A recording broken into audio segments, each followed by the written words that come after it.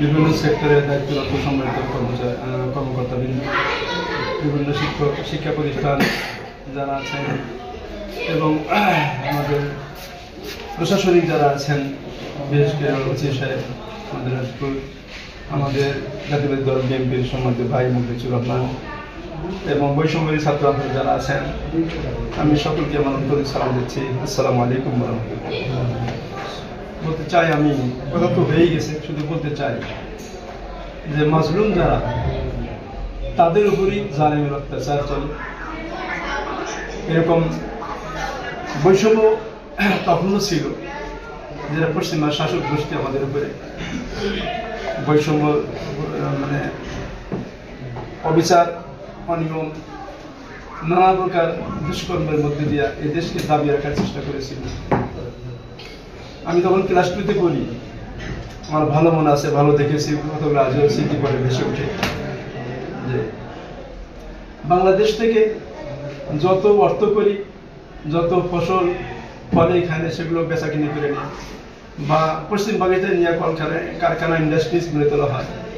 বাংলাদেশের মানুষকে যখন বঞ্চিত করা হয়, তখন এই দেশের মানুষ তারা ক্ষিপ্ত হয়ে গেছিল।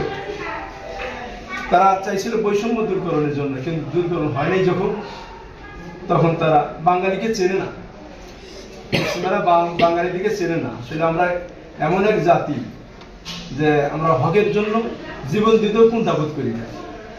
সেজন্যই যখন এই বৈষম্য সৃষ্টি হয়েছিল, এই বৈষম্য কোনোভাবে তার থামাতে পারেনি জন্য ওই 25শে মার্চ 71 সালে তারা এরকম গণহত্যা চালিয়েছে। আমরা সেই যারা দেশের মায়া, দেশের মহব্বত যারা প্রাণ দিলেন, আমরা তাদের শাহাদাতের কামনা করি। আল্লাহ তাআলা তাদেরকে দেশের জন্য যেহেতু প্রাণ দিয়েছেন, হাদিসে রাসূল বলেছেন, হুব্বুল ওয়াতানি মিনাল ঈমান, দেশপ্রেম ঈমানের একটা অঙ্গ। যেমন অন্য সময় একটা মাসলায় বলা হয় আত্মহুর শাত্রুল ঈমান, মানে পবিত্রতা ঈমানের একটা অঙ্গ। অমনিভাবে এটাও একটা রাসূল বলেছেন দেশপ্রেম ঈমানের একটা অঙ্গ। যে দেশে বসবাস করি আমরা, সেই দেশের যে সৌহার্দ্যটা আছে, এটা হেফাজত করার দায়িত্ব, এখন যেমন 18 কোটি মানুষ আছে, সকল মানুষের এই দায়িত্ব।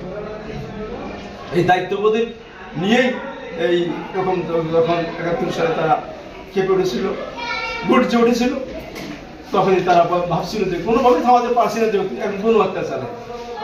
এই দেশকে মেধাশূন্য পেয়ে আমরা এখানে দেশকে আবার কবজা করতে পারি কিনা, কিন্তু তারা সক্ষম হয় নাই।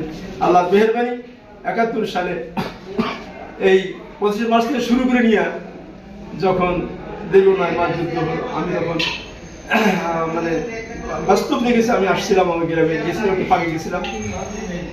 যেদিন 2 দিন আসছিলাম আমার গ্রামে, যেদিনে আসছি ওই দিনই গোলাগুলি শুরু হয়ে যায়। আলতাফ সুবাদার ছিল, মাঝে বলে বাংকারে ঢুকতাম, বাংকারে ঢুকে থাকলাম 2 দিন, এরপরে আর আসা হয়নি। তা বলছিলাম যে 9 মাস যুদ্ধের পর দেশটা একটা স্বাধীন, আমার মানচিত্র পেলাম, স্বাধীন পতাকা পেলাম, সীমানা পেলাম। এখনো এই দেশটা বহির্শত্রু একটুখানি মানে তাদের এই দেশকে নেওয়ার জন্য নানা পায়তারা করতেছে, কবজা করার জন্য চেষ্টা করতেছে। আমাদেরকে এই দিবসে স্মরণ করতে হবে, যারা দেশের জন্য এগুলো জীবন দিলেন, তাদের রক্তের বদৌলতে আজকে এই দেশ পেয়েছে। আমরা এই দেশের স্বাধীনতা সামর্থ্য রক্ষা করা ইমানি দায়িত্ব।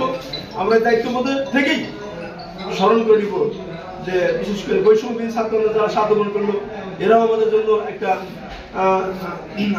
নিদর্শনের প্রতীক। যুগে যুগে যে বা যারাই দেশের জন্য অনেক কিছু করেছেন, আমরা তাদেরকে আজকে শ্রদ্ধা করে স্মরণ করি এবং তাদের প্রেরণা আমাদের দিলে ধারণ করে আমরা যেন দেশটাকে আবার ভবিষ্যতের হাত থেকে হেফাজত করার জন্য সক্রিয় ভূমিকা থাকি, সর্বাত্মক চেষ্টা করি। এই আহ্বান রেখে আমার কথা শেষ করছি। আসসালামু আলাইকুম ওয়া রাহমাতুল্লাহ।